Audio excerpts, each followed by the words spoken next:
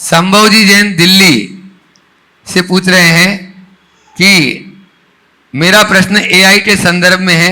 आजकल chat GPT, deep seek, Grok AI नाम के टूल्स गूगल को रिप्लेस कर रहे हैं। एआई के माध्यम से इन पर फोटो और पिक्चर भी जनरेट किए जा सकते हैं। महाराज श्री जी, इनसे चर्चा करने पर तो ये ज्ञान की बात करते हैं, पर जब पिक्चर जनरेट करने को बोलो तो ये जैन साधु की पिक्चर जनरेट करने में असफल हो जाते हैं। कोई भी तीर्थंकर की भगवान के चित्र को अन्य भगवान का चित्र दर्शाते हैं। इस पर हमें क्या करना चाहिए और इसका दूसरा क्या कोई मार्गदर्शन हो सकता है, आप ही सुझा सकते हैं। देखिए, ये तो तकनीक है। एआई एक कृत्रिम बुद्धि है और जो कृत्रिम है वो कृत्रिम ही होगा।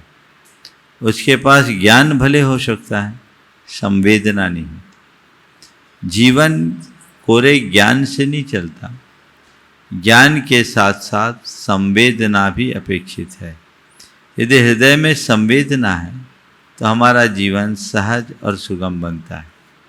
तो हमें उस संवेदना को अपने हृदय में विकसित करनी चाहिए।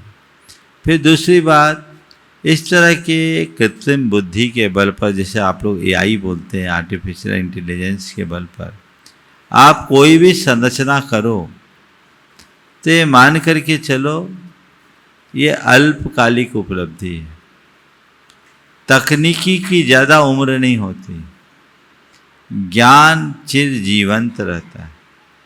कला और गुणों में हमें सक्षम होना चाहिए।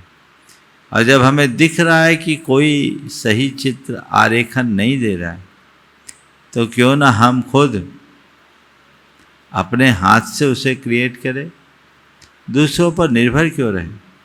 और ऐसे इस तरह की निर्भरता से काम जल्दी होता दिखता जरूर है, लेकिन वो एक ढर्रे से आगे नहीं बढ़ पाएगा, क्योंकि वो एक व्यवस्था के तहत ही काम करता है। इसलिए एक पंक्ति में मैं समीक्षा करूँगा कि आध्यात्मिकता के साथ ही तकनीक का प्रयोग होना चाहिए। यदि आध्यात्मिकता को भुला देंगे तो ये तकनीक हमें मनुष्य नहीं रहने देगी। अपनी मनुष्यता को बचाना है और आप तकनीक का प्रयोग भी करना चाहते हैं तो अध्यात्म के साथ जुड़कर चलें।